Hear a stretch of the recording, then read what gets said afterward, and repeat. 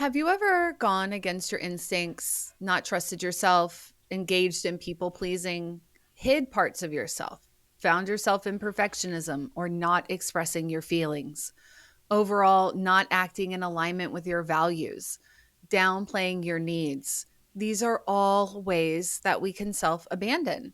And we're going to dive into all of this as we tackle the final distinguishing characteristics of CPTS, self abandonment. This is going to be a big one. Welcome to Trauma Rewired. I'm your co host, Jennifer Wallace, a neurosomatic psychedelic preparation and integration guide, and I'm also on the NSI education team. And I'm Elisabeth Kristof, your co host and founder of BrainBase.com, an online membership where we use applied neurology, somatic practices, and neurosomatic meditations to repattern trauma, to change behavior, to improve capacity and resilience. And I'm also the founder of the Neurosomatic Intelligence Coaching Certification.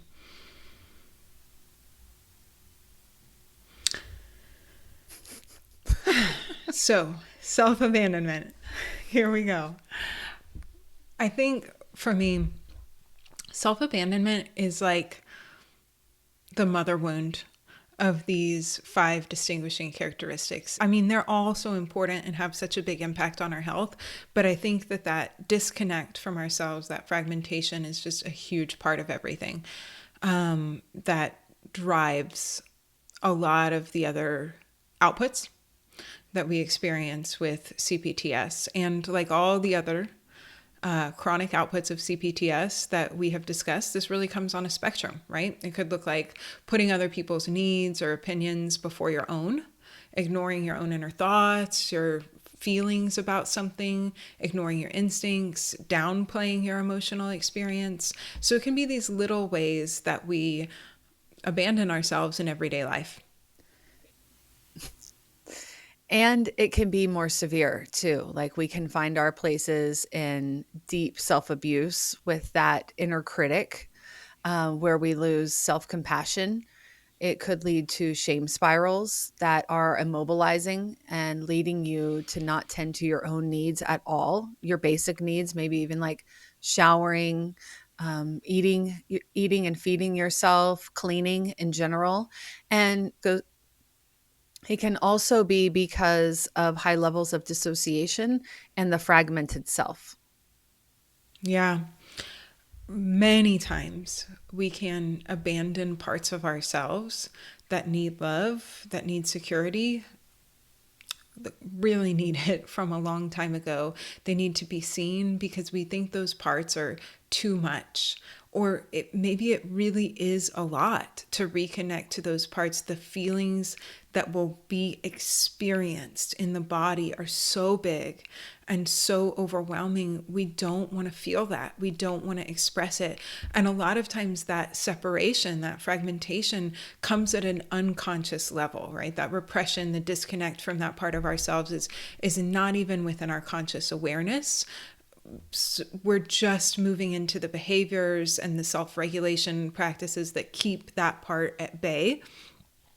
And those parts can be, they can be abandoned in small moments of conscious choice, and they can be deeply repressed.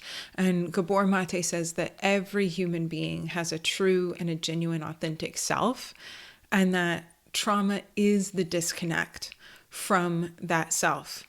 And healing is the reconnection with it. And why do we get disconnected? Because it's too painful to be with ourselves. We don't have that capacity. Dissociation is inherently a fragmentation, and it is this fragmentation limits the ability for us to lay down memory and have a continuum of consciousness, right? The understanding and the overall feeling of like you've just been through a full experience. It's that lapse in time that could go on for short periods of time, or could be really severe and lead to chronic dissociation, where you may have lost literal years, maybe decades of your life. And those repressed parts that can lead to fragmentation, self-fragmentation, also lead to self-alienation, where where you could feel disconnected from your own identity, right? It can also really lead us to not know who we are. um, just like in that Gabor Mate quote, to not even understand like what is our unique expression and the authenticity that I bring into this life experience with myself. And when your sense of self becomes fragmented, it can lead to an interplay, a complex interplay of emotions, of perceptions and experiences. And we will talk about all of this a little bit more deeply in the dissociation conversation that we're going to have, because this really wreaks havoc on the sense of the internal self. And if you can't rely on your own experiences, and as you come into your body, your very presence in your nervous system will be the threat. Yeah, I'm really excited for our next conversation on dissociation and to take that at a very deep neuro level, because it is such a big part of complex trauma. But fawn response also is a huge underlying factor of why self-abandonment would occur, right? When you're abandoning yourself, a part of that is like when you're putting yourself as the second priority. And that has real consequences to our health, both physically and mentally, because as we abandon ourselves, we're hiding our genuine emotions from others to please them. And that happens all of the time with fawn response, because we're so afraid of losing that connection, that attachment bond with the expression of our emotions. And we've defined on here fawn response as a behavioral adaptation. It's a reflexive, protective trauma response where we actually move toward the threat a little bit, toward appeasing the threat and engaging to stay safe at a social level, to keep an attachment need met, or to really placate a predator so that we don't get hurt with some kind of retaliation.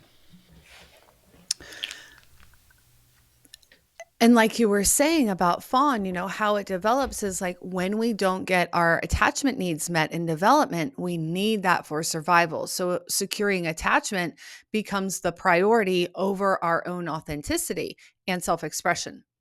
We reactively say yes, violate our own boundaries, and people please to stay socially safe, because the conflict or severing of the attachment, the discomfort of allowing someone to have their own emotional experience is so intense and dysregulating that this pattern continues in adulthood.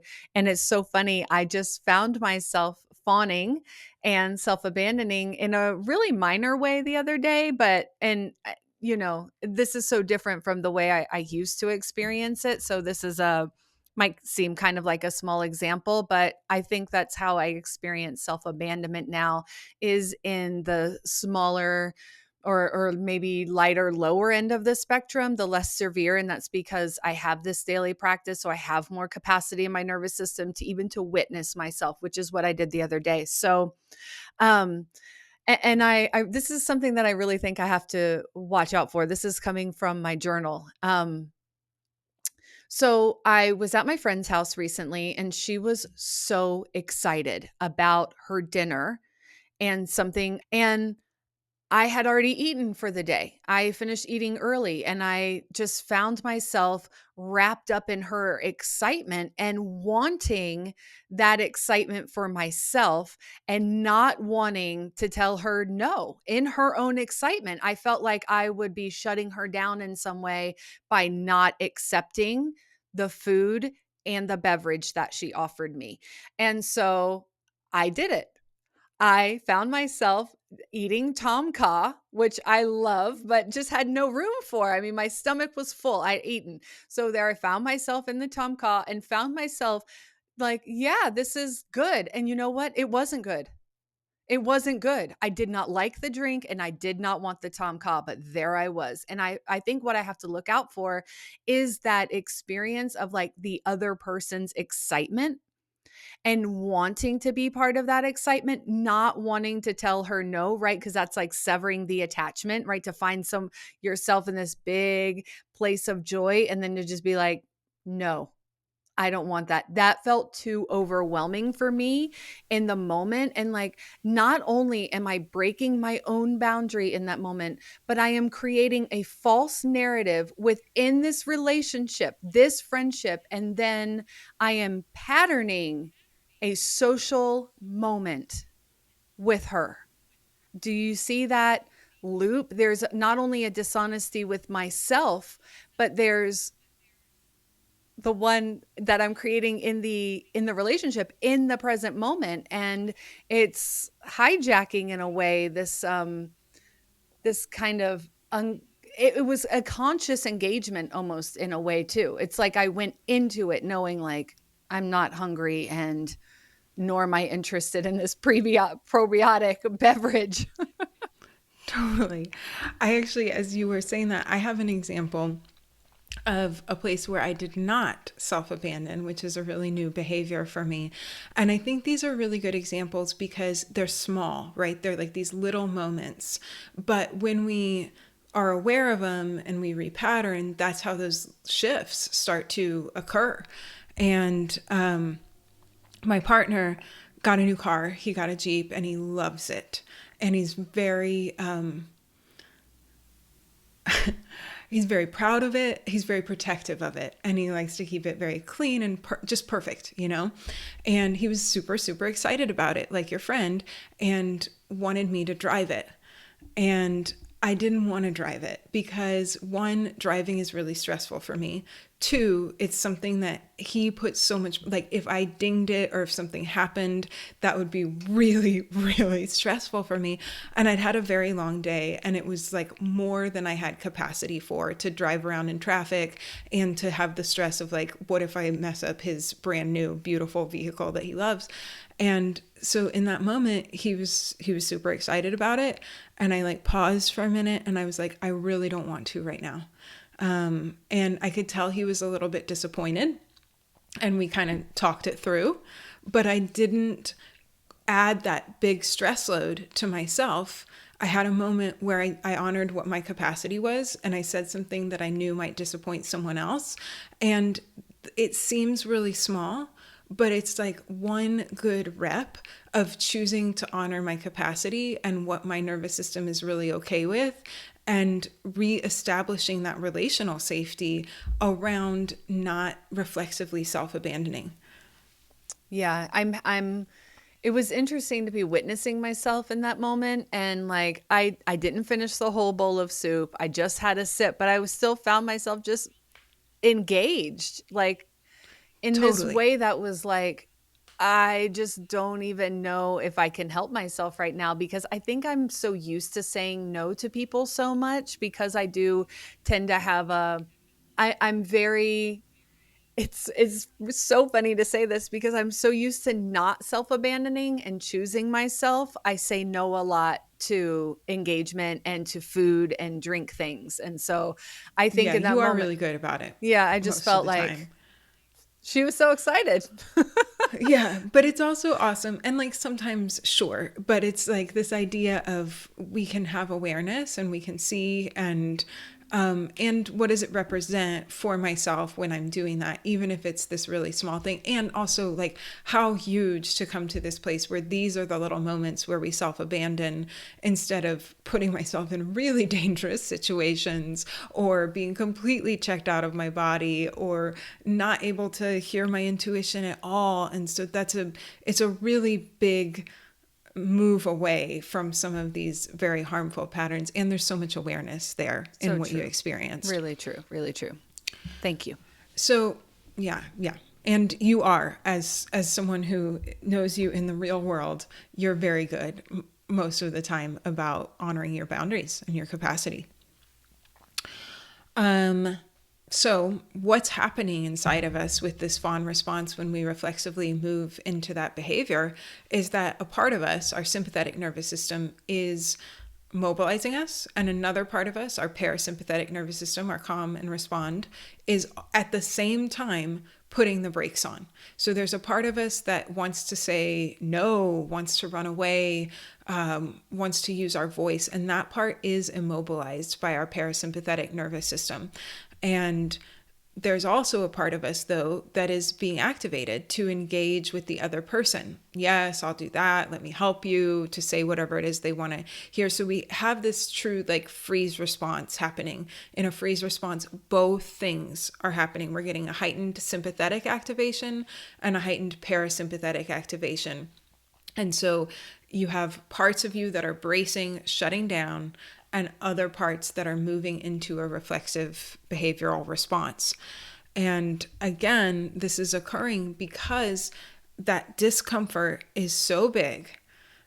The dysregulation, right? When we talk about discomfort, it's the internal felt sense of dysregulation is so big that if you had maybe an emotionally unstable environment growing up, or you experienced emotional neglect, it really feels life-threatening not to take on the responsibility for other people's emotions. We talked about this some in the social anxiety episode as well. But if they're angry or hurt or disappointed, there might be strong repercussions for you. Not only might you lose the attachment bond, but like you might get hurt, you might get punished. And so it's hard because it feels so dangerous inside to not placate that person or please them at the expense of yourself. Yeah. And emotional neglect and self abandonment are closely intertwined with each other because, childhood emotional neglect occurs when parents fail to adequately respond to a child's emotional needs. It's basically what we don't get from our childhood, but childhood emotional neglect is mostly invisible. And it the child could even appear to have a comfortable life externally and still be experiencing emotional neglect. And emotions are as vital as physical needs like food and shelter, right? Emotional connection is a fundamental human requirement for thriving. And when a child experiences childhood emotional neglect, they are kept in the dark about their rich emotional world. That is not an experience that they get to have in their bodies. They learn that their feelings are not important and often begin to um, hide their emotions, shut the emotions down, and prioritize really the safety of the attachment over the emotional needs of the felt experience. Yeah, absolutely. I mean, we might learn that our emotional needs are not important, and we're also not learning the skills from our primaries modeling to us how to express emotions, how to regulate after emotional expression, how to let that whole natural stress cycle complete. We don't have that skill. So that can make us afraid of our own emotions because they're so overwhelming to the system because we never developed the skills to process them. Or we learned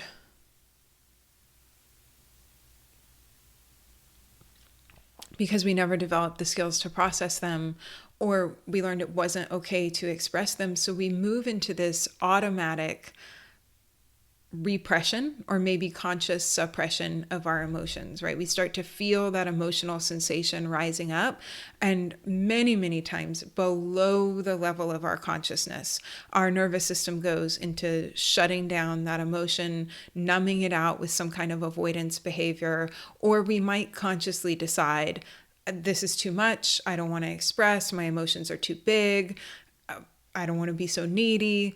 And so we downplay our own emotional experience. And emotional neglect leads to big feelings of aloneness and isolation because we're carrying all of that by ourselves. And we desperately need that social connection.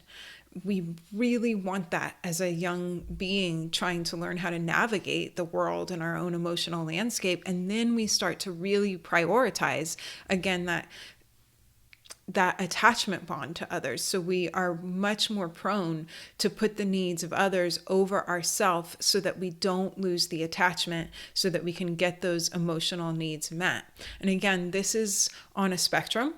For some people, it's really debilitating codependency, but it can also just lead to problems setting boundaries, discomfort in being alone, And it leads to a lot of behaviors like overdoing and distracting ourselves with overtraining, just constantly filling our life with busyness. Or it could even look like really abusive relationships and self-harm. So there's a big spectrum that this can occur on. And then there's also the experience of parentification in early development. And we've talked about parentification on here before, but this is when the roles of the caregiver and the child are reversed. And the child begins to take on the roles, the emotional, physical, or logistical care for the primary caregiver. So instead of the child receiving care, the child ends up giving more than they receive and more than what they have the capacity for. And once again, the lack of understanding of, since this is survival, it is sort of an automatic propelling into this type of behavior like parentification. And, or maybe it is pretty clear what's going on. Um, but this can be because of emotional immaturity or overwhelming responsibilities faced by parents, or a weak support system that leads them to need the child for this level of processing.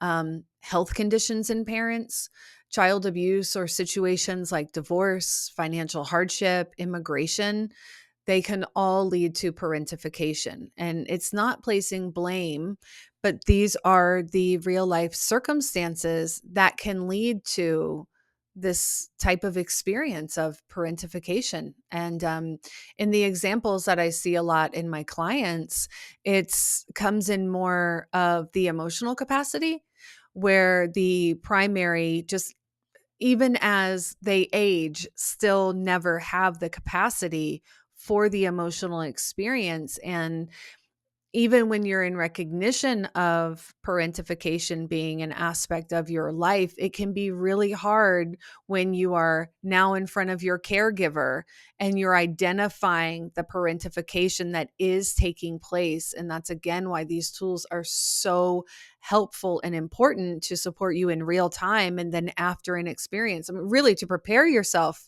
to see and spend time with your caregiver. Yeah, I think it is really important to have the tools because there can be so much guilt if you are a kid who had that responsibility. And like you said, a lot of times it is the emotional responsibility. It's that our parents don't have the skills or the bandwidth, the capacity in their nervous system to process emotions. So all of that kind of falls on us as children. And as we recognize and see that pattern and start to try to move out of it, it can come with a lot of guilt and shame because those roles are so deeply established with our parents. And there's such a huge component of this that is structural trauma that you touched on that I think is important to highlight too, because if a parent doesn't have resources, job opportunities, community support, that responsibility is going to have to go somewhere because they can't manage it alone. And so when we're talking about parentification, it's important to look at like what are the components of our society that are setting people up in this way that is an inevitable outcome of somebody who doesn't have the resources that they need for a number of reasons.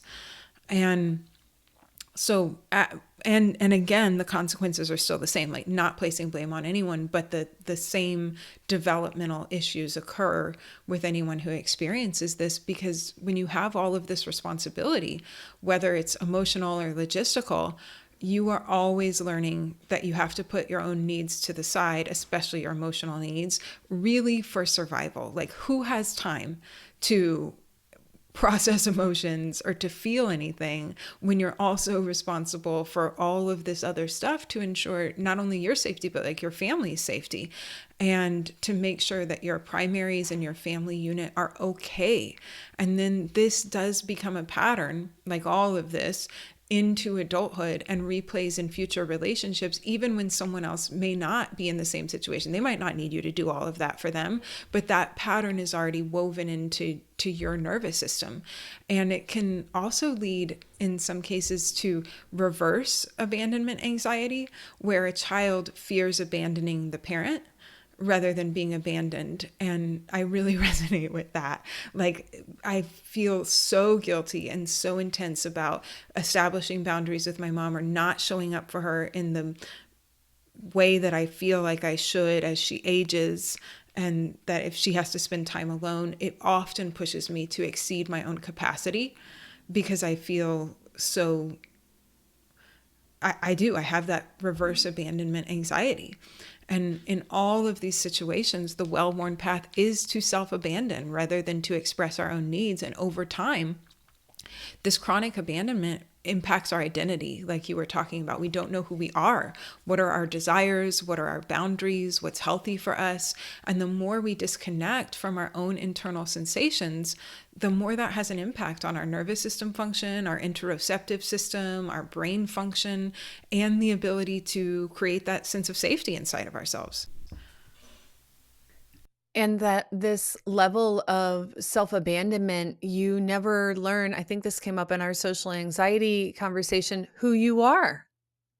You don't know who you are in development because you've been patterned in a way that is external, like hiding, shutting down. This is who I need to be, show up over here like this, do this for my parents. Like, this is all so self abandoning because we don't know who we are. And it can come from structural trauma reasons, just as well as as Elisabeth highlighted.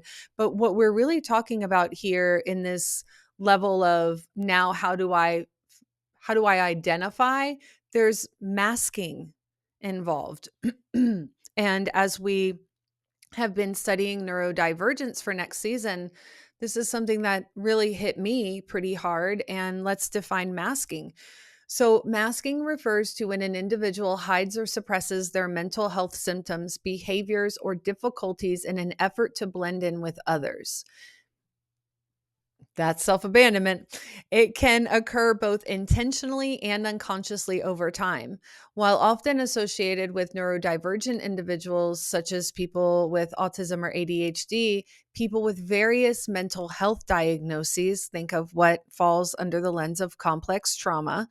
You struggle with these things, but are afraid to express them. So you self abandon your own needs to appear normal because you are afraid of social rejection. And people who mask may copy others' demeanor, suppress their true feelings, or may engage in compensatory behaviors. And it's interesting too, as we've been reading about neurodivergence and looking at the health of women in particularly, and masking, and so much of self-abandonment and masking come together because we learn as women to imitate other women. Right. We learn the social cues from watching other women, seeing how other women are doing things and moving through the world. And although that's educating us, it's also teaching us once again to hide and to mask. And that almost perpetuates the self abandonment because there's so many societal rules and expectations for women to meet every day. If you're a coach, therapist, practitioner, healer, and you're looking to bring nervous system health and training and resilience into all of the good work that you're doing, this conversation is maybe resonating with you. You know, there's a deeper place you want to take your work with your clients, also to help your own nervous system to prevent burnout and to create greater capacity to do all of the good work that you're doing. We are enrolling now in the next cohort of neurosomatic intelligence, and we would love to book a discovery call with you. You can do that at neurosomaticintelligence.com.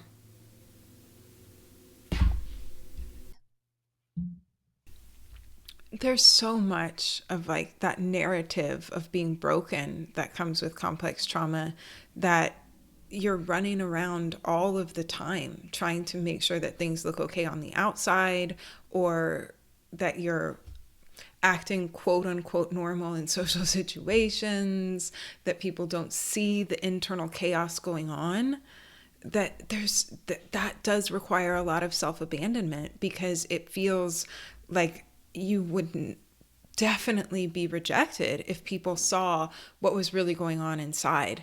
And so I think masking it's usually used in the context of neurodivergence, I feel like, typically these days, but it can apply so much in the realm of CPTS. And masking can come in a lot of different forms. You can have social masking, where you're trying to behave in ways that don't come naturally to you, like even something as small as making eye contact, but that causes discomfort in your nervous system, in your body, where you're mirroring body language to try to fit in. And for me, when I'm in a shame response, it's really difficult to make eye contact. And I try to force myself to do it so that I'm not disconnecting from other people. And then that sometimes creates more shame and more dysregulation. And then there's behavioral masking, like concealing. We talked about this with Lindsay on our neurodivergence and chronic pain episode. When you conceal the behaviors that you use for self-regulation, like maybe you're someone who like rocks around a lot, or you fidget in order to self-regulate, but you feel like that makes you appear strange. It doesn't fit in the social context. So you try to hide those behaviors that you've naturally learned that your nervous system is asking for self-regulation. And it can come from compensation, like overcompensating by spending more energy to hide your struggles, like the things that are really difficult for you. You push yourself to adapt to these systems, especially the educational system really comes to mind, where you're trying to appear as if things aren't as difficult for you as they are, so that you can fit in and live up to some kind of certain standard, maybe even writing with your non-dominant hand. I mean, I had a friend that was left-handed and really self-conscious about it and forced themselves to write with their right hand because it didn't seem socially acceptable. And so there's all these little ways that we can mask the truth of who we are to try to fit in at a big structural level. It's such an interesting example. So you may be asking yourself, like, why do we mask? Why would one do that? And it really comes down to fear. Fears of stigmas, ableism, and discrimination. They all drive masking behaviors because people want to protect themselves from negative reactions. And we also have, as humans, a real desire for acceptance. Some mask to fit in, to be accepted, or to avoid standing out. And this could be a learned behavior. Masking can be a learned behavior because from our childhood experiences, especially in unpredictable or abusive environments, this all leads to self abandonment. So children adapt by hiding their true selves, much like masking. And so you can really see the interplay of all of the components of complex trauma when you think about masking. Like right now, I'm thinking of like social anxiety. I'm thinking of the inner critic intertwine. Like all of this comes into play. You know, we just talked about social anxiety and this desire for acceptance here for masking, right? Masking to fit in, to be accepted. We all have this desire to be accepted. And when it comes to those learned behaviors, just like I was talking about as women, how we learn how to be in society and in relationship, that's very learned because we're watching the examples, and maybe we're watching our own moms self abandon, and we are learning from her. Absolutely. Absolutely. I mean, masking, it leads to self-abandonment because ultimately we're prioritizing fitting in. And again, we're talking about fitting in as a deep social need, as it really feels life-threatening to be rejected from the herd, to be rejected from our community or our caregivers. And so we learn to prioritize that fitting in over honoring our own true feelings and needs, and that has an impact on our nervous system. If we're constantly hiding or not doing the things that we need for our unique nervous system to regulate and create safety, or maybe forcing ourselves to take in too much stimulus because we are sensitive and we want to still engage with the world, and the world is overstimulating for our unique nervous system, this leads to chronic dysregulation, chronic stress, and or maybe the lack of stimulus that your unique brain needs. So either way, We all have a unique nervous system. It has different needs. And when we suppress those needs and try to fit in, there's long-term consequences on the health of our nervous system, on our brain function, and on our physical health.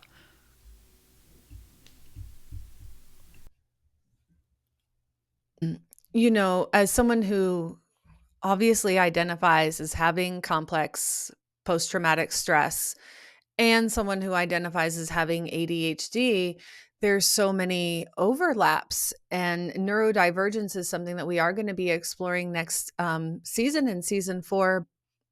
Let's just talk about some of these little overlaps of self abandonment and ADHD, because there is that level of, you know, and when we talk about fear, there is a sensitivity to having criticism and being judged. There's also a sensitivity that we can find ourselves in when we have ADHD to understanding that we have ADHD, right? So there's all, then this inner critic starts to come into play, and we can really find ourselves in this, like, the level of energy that it requires to pretend to like pass in a social environment. It just becomes so much, the masking and the constant need to just skate through, right? To get that pass. It can lead to depression, anxiety, fatigue, and burnout, because the more energy it requires to pass, the harder that level, that the harder that is to maintain. One of the experiences for someone with ADHD is that there is this sense of accumulated trauma that happens over repeated attempts to do something the right way and not being able to. And then, like, finally, it just kind of starts to boil over.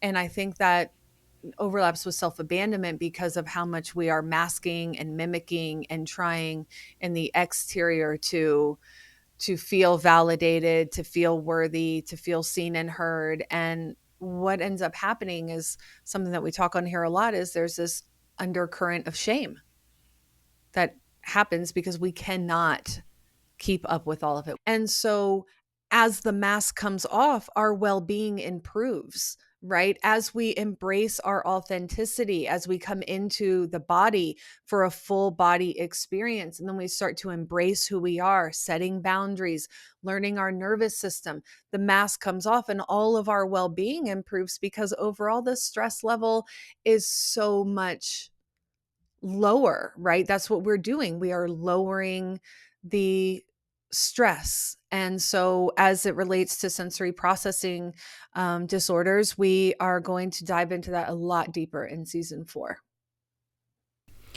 Yeah, I'm really excited about season 4 and diving into all of this. And really what we're talking about here is big structural ways that that society impacts our nervous system, especially if we have a nervous system that's maybe a little bit different from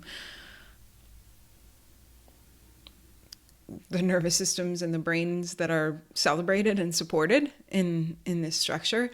And we're going to be looking at structural trauma a lot in season 4 and how that adds chronic stress to the nervous system for all different types of people, because these structures of oppression, the patriarchy, the dominant culture, they impact us all, right, in different ways. Mm-hmm. And everybody's nervous system is unique. And as we're looking at self-abandonment, you can also see ways in which different structural institutions would bake that self-abandonment in at a deep level for different populations and communities, right?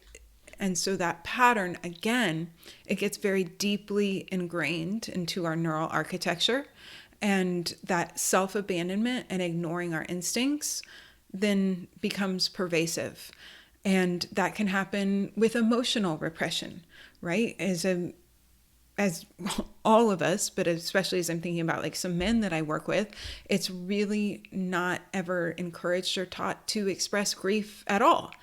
And so again, there becomes this deep layer of structural trauma that leads to that emotional repression and self-abandonment. And like you said, I mean, there are structural components of emotional repression. I mean, we live in a society that actively teaches us not to express our emotions. A lot of people identify with being part of the hustle culture, that hustle and grind, wake up and grind every day, or that we have to be strong all the time, keeping it together, the narrative of like, pull yourself up by your bootstraps. Like, don't listen to your body, continue to push through. And there's that's a deep system of oppression. Like, that's a system of oppression that is intentionally designed to keep you from your authenticity as your gift. Right. And so we're just sort of taught at this structural systemic level that we push through. Like, don't listen to your body.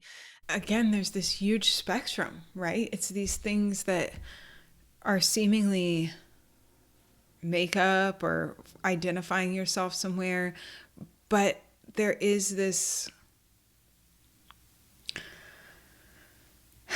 this continuous disconnect from social safety, from feeling safe in the world, in the body that you're in. I mean, diet culture also, we've talked about on here lots of times, disconnects us from our own internal sensations, tells us when to eat and what to eat, and cuts us off from our interoceptive signals, and leads to a relationship of being really disconnected from the body. I mean, there's many facets of the dominant culture paradigm of the patriarchy that get woven into our own nervous system and create these reactionary responses and further all of these different complex trauma distinguishing characteristics. So some of that complex trauma happens from development, but some of it may happen from societal trauma, from systemic trauma. And we also talked with Victor about how, systems of oppression, it benefits them to keep people in emotional repression, because then the people who are doing the oppressing don't have to feel the pain and the grief and the sacred rage of the people that they're oppressing. And so it becomes part of the dominant culture to repress emotions that then gets baked into all of us, right? Like, all of us get disconnected from our emotional experience because it serves people in a certain way. Mm-hmm. And it serves the disconnection that they want us to have to each other. Mm-hmm. Yeah. Which leads us into dissociation and self-abandonment. Yes, which obviously dissociation is a huge, very physiological, very brain function part of self-abandonment. And, your consciousness is quite literally abandoning you and your body sensations, right? When we have dissociation, and we're going to talk a lot about this in the following episode, but part of our brain is deciding all of this information, this sensory experience is too much. Block those sensory signals from making it to conscious awareness. And so you disconnect from the sensations coming in from your body. You disconnect from the information coming in about the world around you. You can lose memory. And ultimately it's a disconnect from presence and integration of a sensory experience, and very much a disconnect from yourself. We are diving into dissociation next week. But when we dissociate, we can't be embodied or feel our instincts and our intuition. We can't be embodied without interoceptive signals making it up to the cerebral cortex. Yeah, Gabor Mate talks about the spectrum of needs between attachment and authenticity, and how they're both survival needs, because instinct is a part of authenticity, right? So if you think about an animal out in the wilderness, they don't just need the attachment to their caregivers, but they also need to be able to hear their own instincts to survive if there's a predator nearby, if the situation is dangerous, so that they can mobilize and have appropriate action. So in that way, authenticity also is a survival need. Attachment is a survival need, authenticity is a survival need. And there's this kind of relationship between the two. And with dissociation, you have disconnect from instinct. So you're naturally losing that balance between authenticity and attachment. It's out of whack because you don't have those instinct signals. And there's too much importance put on maintaining the attachment, often because of those developmental experiences. And there's so much underneath self-abandonment, and it can lead us into so many different harmful behaviors and relational patterns that disconnect us from that instinct. And let's talk about, what do we do about this? What do we do to heal our self-abandonment? And the first step is really cultivating that awareness. Just like in the two examples of the stories that we shared earlier, we want the awareness that we self-abandon, when we are self-abandoning, and what does that look like for us? Can I start to notice my own needs and sensations? When we feel triggered by not being seen or feeling heard, where are we not hearing ourselves? Where in our bodies? Where in our experience? And what part of the abandonment is self-abandonment? Is that why the trigger is so big? Because we are abandoning ourselves. Yeah, that was a huge thing for me. Just making that connection between, now I am an adult. I'm like a fully capable adult. I'm not really being abandoned because I'm not a child that is reliant on somebody else for my survival. I'm likely abandoning myself and replaying that pattern and creating that response inside of my body. And it's just a real different level of awareness. And it also gives me some agency to start to repattern that. And then also, we have to start developing the skill of emotional processing, right? Feeling and expressing the emotions and knowing that that's going to be messy, and that there's just no way to move out of the behaviors without being able to experience and process the emotion. It's very different to understand intellectually, I have some grief, or I have some shame, or I have some anger underneath there. Like, maybe you listen to the podcast and you think like it all makes sense, it resonates, but understanding it's really not the same as experiencing it and processing it. And so that has to be re-educated to our body. If we want to stop self-abandoning and repressing and suppressing our emotions, we have to develop the capacity and the skill to actually be with those emotions and process them. It's there's just no way to move out of the behavior otherwise. Emotional processing is key to keeping your nervous system regulated. Also, if you're not engaging in emotional practices, you're likely, if you're not processing your anger, your fear, your grief, you're also not understanding your joy, back to your authenticity. And this also kind of starts to tie into boundaries, right? Boundaries is kind of the next level of this, because when you start breaking your own boundaries and self-abandon, there's going to be an emotional component to that. And it's normal to feel anger or rage or resentment when someone is breaking a boundary that you don't even know that you have in place, right? Like, that's the really interesting thing. So starting to set boundaries, and we do that with our neuro tools for regulating and processing the stress of setting those boundaries, of receiving those boundaries, receiving boundaries from someone else. And we have so many neuro-somatic classes on site for the ways to work with the nervous system to make boundaries safe. So joining us at rewiretrial.com, you're going to find that in the on-demand library. And self-compassion, starting to develop the skills to have compassion for ourselves so that we don't move into those narratives of I'm too much, I'm I can't express this. I have to put other people's needs ahead of my own.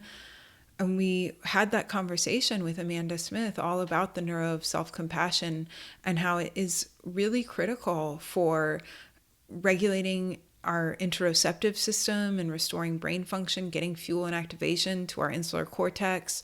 And so there's all kinds of practices that you can do, starting with just this awareness, this conversation, to develop more self-compassion. And then you can actually work with the nervous system and the body to start to, at a neurological level, create more capacity inside of yourself for self-compassion. And again, that is something that we do practically and actionably on the site. And we are doing a whole series right now on working with the distinguishing characteristics of CPTS. And you can join us to put these practices in place in a way that is really applicable to the things that we're talking about here. And you can do it for a free 2 weeks at rewiredtrial.com and just see how we use the tools to really make an impact in these specific ways. And then it's going to be really important that you start spending some time with yourself to discover who you are and what you like. And I've said this before and say it many times with clients. Like, I think with CPTS, what happens is the light of who we are, the true essence and being of us that makes us unique, it gets buried under all this CPTS components, all this crap, all this quote trauma, all these narratives, all these patterns. And what we do when we start intentionally on this path with the nervous system and subconscious work is that we start unloading all of these things. And it's about doing less almost and getting the things off that don't serve you anymore so that you can come through as your authentic self. And a lot of times that can be really scary because it's like having a blank canvas and you think, what do I like to do? What do I like to do? How do I like to be in this world as myself? And back to the tools. This is why back to the tools for the experience of like that kind of fear that can come into play when we want to play and have fun and have new experiences and new explorations of what we actually really like. And the opposite of self-abandonment is self-care, right? It's making the time to really care for ourselves. And for us, that means at a very deep level, at the level of our nervous system, like learning about my nervous system, learning about how I respond, and then taking the time, making the moments in my day to really have that daily intentional nervous system hygiene practice where I'm helping my system rehabilitate and create safety. Like, this is how I come back to myself. That deep level of knowing, this is my operating system, this is how it works, this is how I can give my body and my nervous system the stimulus that it needs to get the fuel and activation that it needs, the regulation, the safety. And then I'm really not abandoning. I'm really caring for myself. It makes such a huge difference in your life. I mean, it just makes such a huge difference in your life experience, and it creates a much richer experience. And so join us at rewiretrial.com. Check out our CPTS series on the site. And these are classes for working with all of these distinguishing characteristics. And we really look forward to seeing you there, working with you.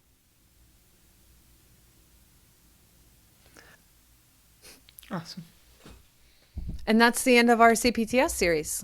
So thank you all once again for joining us, and we will see you next week for dissociation. Yes, looking forward to it. Thank you all for joining us.